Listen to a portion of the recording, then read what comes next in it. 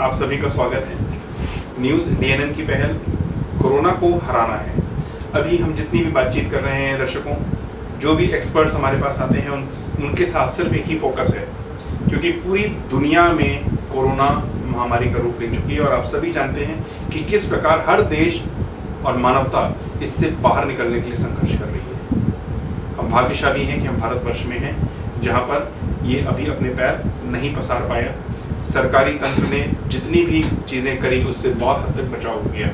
दर्शकों, इसी कड़ी को हम आगे बढ़ाते हैं और डॉक्टर वनिता बत्रा, जो कि मेडिकल अफसर हैं आयुर्वेद में, उनके साथ हम बातचीत करते हैं। जो आयुष मंत्रालय ने जो एक गाइडलाइंस दी हैं उनके बारे में हम point two point doctor Batra के साथ डिस्कस करेंगे और आपको हम बहुत ब्रीफ में जल्दी से जल्दी ये समझाने की कोशिश करेंगे कि जो इंस्ट्रक्शंस आए हैं आप उनको कैसे फॉलो करिए और उसके क्या क्या फ़ायदे हैं। तो डॉक्टर साहब, सबसे पहला प्रश्न जो आयुर्वेद में कोविड-19 के बचाव के लिए कहा गया है वो है 4 से 5 बार गर्म पानी पिए। वो हमारे दर्शकों को प्लीज कहें। देखिए, गर्म पानी पीने का मतलब है कि ल्यूकवार्म पानी, हल्का गर्म करके पानी पीना। आपको बहुत ज़्यादा उसको बॉयल करके या बहुत ज़्यादा टेम्परेचर हाई करके पीने की ज़रूरत नहीं है। वैसे तो आप जितनी बार भी दिन में पानी पिए, तो आपको अब जैसे गर्मी का मौसम हमारे यहाँ आ रहा है, अगर हम नॉर्थ इंडिया की बात करें, तो अब इस मौसम में कई बार गुनगुना पानी पीना भी कई लोगों के लिए मुसीबत जैसा हो सकता है। तो इसमें हमारा कहने का मेन मकसद ये है कि आप फ्रिज वाला पानी या ज़्यादा ठंडा पानी ना पिए, और अगर आप ज़्यादा नहीं पी सकते तो कम से कम दिन में 2 बार, सुबह और शाम, तो गर्म पानी आप ज़रूर लें। रात में और सुबह नमक और हल्दी के पानी के गरारे। बिल्कुल, उसका कारण ये है कि जैसे अब जब हम रात को सोते हैं तो थोड़ा सा कफ हमारे जो बॉडी के अंदर बढ़ जाता है। सुबह उठ के अगर हम नमक और हल्दी के गरारे करते हैं तो वो जितना भी इधर उधर जमा हुआ कफ रहता है तो वो इजीली आपका निकल जाता है बाहर, तो आपका पूरा दिन जो है उसके बाद बड़े आराम से निकलता है।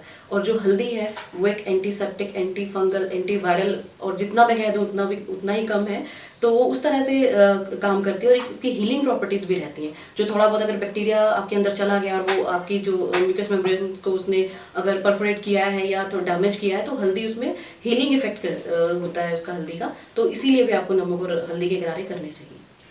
दर्शकों, इसके बाद आयुष मंत्रालय ने बोला है कि नाक में देसी घी, सरसों का तेल, अनु तेल नहाने से पहले, वो हमारे दर्शकों को स्पष्ट कर दीजिए। जी, तो उसमें उसका मोटिव ये रहता है कि जो हमारी नेजल म्यूकस मेम्ब्रेन है उसको स्ट्रेंथन अप करने के लिए ये सब चीज़ें इसमें बताई गई हैं कि आप या तो इसे सिर्फ अप्लाई कर लीजिए। अनु तेल है, उसे हम प्रतिमश नस्या की संज्ञा देते हैं अपने आयुर्वेद में, तो उसमें आप अनु तेल है। अनु तेल अगर आपको नहीं अवेलेबल है तो नारियल का तेल या सरसों का तेल भी आपको इक्वली हेल्प करता है उस चीज़ में। आप सिंपल उसको अप्लाई भी कर सकते हैं और एज ड्रॉप्स उसको 2-2 ड्रॉप्स उसको नाक में डाल भी सकते हैं। दर्शकों, अगला पॉइंट जो आयुष मंत्रालय ने क्लियर किया है वो हल्का सा भी सर्दी जुकाम लगने पर भाप ले, स्टीम लेना है। मेरे ख्याल से डॉक्टर साहब सबको आता है। तो हम अब अगले पॉइंट पे चर्चा करते हैं। योगासन, प्राणायाम आधा घंटा कम से कम करें। इसके बारे में डॉक्टर साहब ने इससे पहले जो टॉक शो हमारा चला है उसमें बताया है किस प्रकार प्राणायाम से आपको फायदा मिलता है। डॉक्टर साहब, एक बार ब्रीफ में मैं चाहता हूँ कि जो आपने बताया था कि कितने हजार गुना क्षमता ज्यादा बढ़ जाती है, वो एक बार दर्शकों को। देखिए, अब क्योंकि हम लोग अपने लॉकडाउन की वजह से अपने काम पर नहीं जा पा रहे हैं या हमारी उतना एक्टिव लाइफस्टाइल नहीं रहा है, तो उसमें ऐसा नहीं है कि हमें खाना खाना है और सो जाना है और अपनी लाइफ को और इनएक्टिव कर लेना है। इसमें हमें बहुत ज़रूरत है कि हम अपनी लाइफ की जो एक्टिविटी को उसको मेंटेन करें, और उसमें योग जो है बहुत ही अच्छा रोल प्ले करता है। तो उसमें प्राणायाम से आप क्या कर सकते हैं, जो नॉर्मली हमारी 400 से 500 ml ऑक्सीजन इनहेल करने की जो कैपेसिटी होती है, प्राणायाम से आप इसको 4000 से लेकर 5000 ml ऑक्सीजन की जो है कैपेसिटी तक आपको इसको बढ़ा भी सकते हैं। तो प्राणायाम कम से कम 30 से 40 मिनट आप इसको प्रतिदिन अपनी दिनचर्या के बीच में ऐड कीजिए। नेक्स्ट पॉइंट डॉक्टर साहब, उन्होंने बोला है कि आयुष 64 की गोलियां। जी, ये आयुष 64 ये आयुष मंत्रालय के द्वारा जो दी गई गाइडलाइंस है उसमें जो बताया गया है, इसमें सारी जो ड्रग्स डली हुई है आयुष 64 में, ये आपके रोग प्रतिरोधक क्षमता को बढ़ाने के लिए है। इसके एक गोली आप सुबह शाम इसका सेवन आप कर सकते हैं। इसके बाद अगस्त हरितकी के बारे में उन्होंने बोला है। अगस्त हरितकी 5 ग्राम सुबह शाम गर्म पानी से लें। जी, ये एक्चुअली आप 5 ग्राम का मतलब 1 चम्मच, आप अगर नॉर्मल हम लैंग्वेज में कहें तो आप सिंपल जो टीस्पून आप घर में यूज करते हैं, 5 ग्राम की मात्रा उतनी होती है, तो 1-1 चम्मच आप सुबह शाम इसको ले सकते हैं। इसके बाद डॉक्टर साहब, दर्शकों, जो डॉक्टर साहब ने पहले भी बताया था कि गर्म पानी से कुल्ला करना है। नारियल का तेल मुंह में रख सकते हैं आप।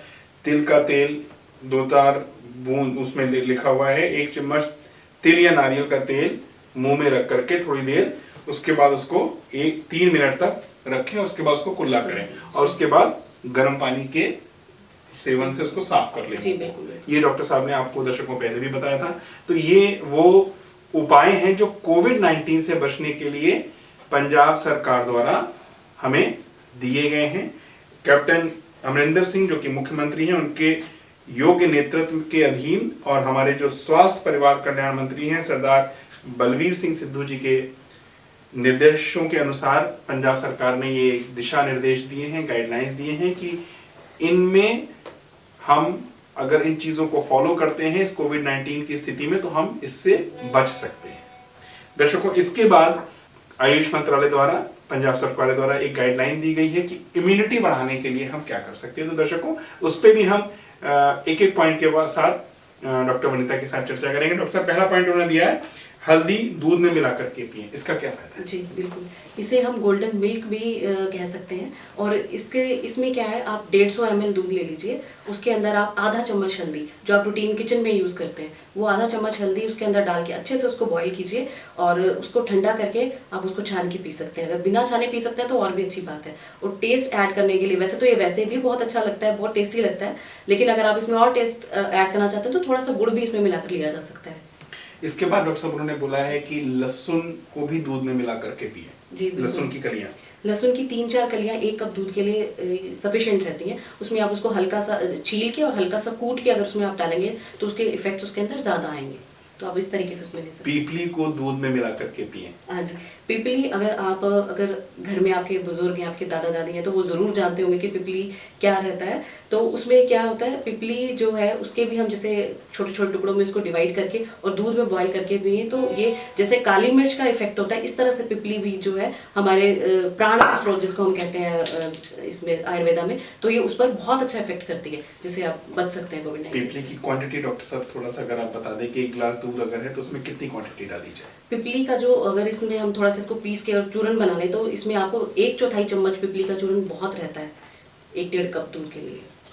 और डॉक्टर साहब एक चीज, क्योंकि हमने कई चीजें एक साथ बता दी, लहसुन भी, हल्दी भी, पिपली भी, तो बंदा कितना दूध पिए? हाँ जी बिल्कुल, ये सब चीजें एक्चुअली ये जो बताई गई, यहाँ यही मेरा जो मंतव्य यही था कि इसमें कोई कंफ्यूजन आ रही है। जो भी गाइडलाइंस आई है, ये सब चीजें आपको एक ही दिन में करने की जरूरत नहीं है। इसे आप डेली बेसिस पे, जैसे आज आपने पिपली डालकर दूध उबाल कर पी लिया, एक दिन आपने हल्दी डालकर पी लिया, ऐसे आपको प्रैक्टिस करनी पड़ेगी। आप एक ही दिन में सब कुछ करेंगे तो आप इसका आपको प्रॉब्लम भी हो सकती है। क्योंकि एक सबसे बड़ा प्रश्न होता है ना, गाइडलाइंस आई है तो उनको समझना भी चाहिए। इसीलिए हम डॉक्टर साहब के साथ परामर्श कर रहे हैं कि आप जो ये चीजें बताई गई हैं, आपको बहुत क्लियर कर दिया गया कि आपने ये नहीं करना कि सारी चीजें दूध में डाल करके दूध ही दूध पीते चले जा रहे हैं। उससे भी हमें बचना है, अतिशयता से बचना है।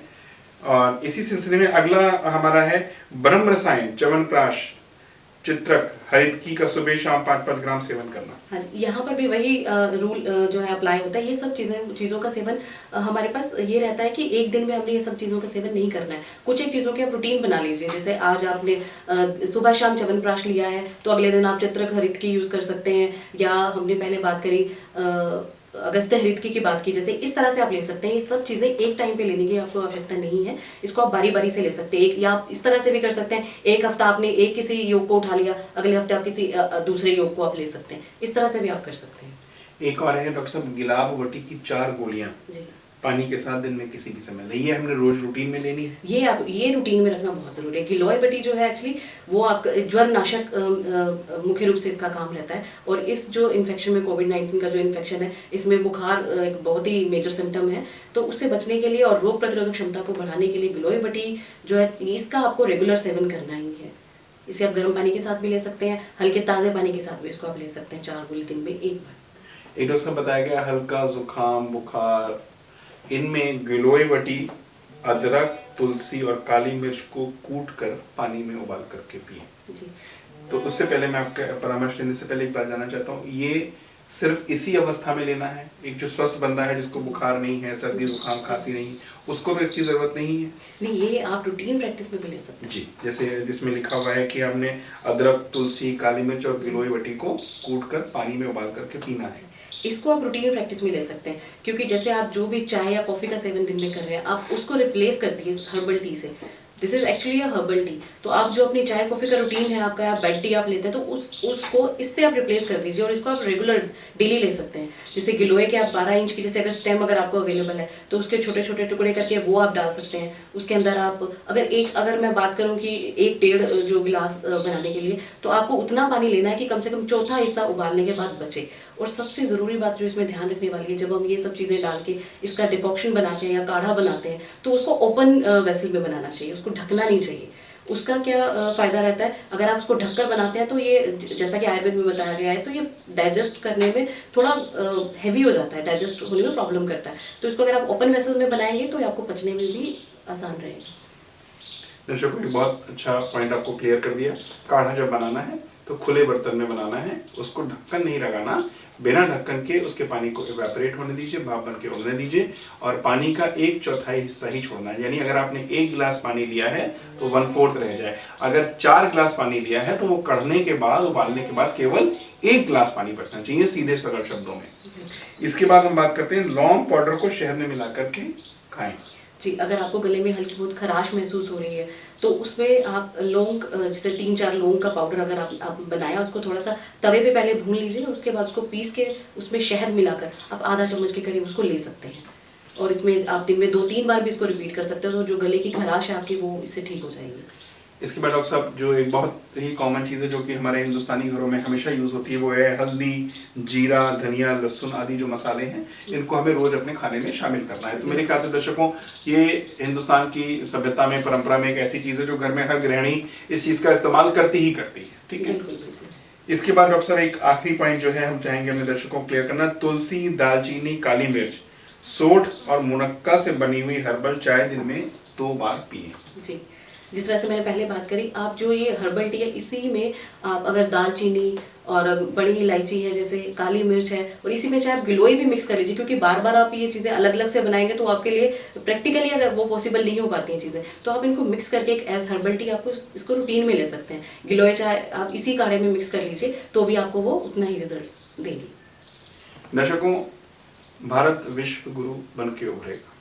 हमारे पास वो संस्कृति है, वो सभ्यता है, हमारे पास वो ज्ञान है जिसके दम पर हम कोरोना को हरा ही देंगे। इसमें कोई डाउट ही नहीं है, कोई सोचने की बात नहीं है। सिर्फ एक बार अपनी जड़ों से दोबारा जुड़ना है। हम उम्मीद करते हैं कि जो बातचीत आज हमने डॉक्टर वनिता के साथ करी है, आप उसको थोड़ा सा, आप अगर ऑनलाइन भी जाकर के देखेंगे तो आयुष मंत्रालय द्वारा ये सारी चीज़ें बहुत ईजिली अवेलेबल है नेट के ऊपर।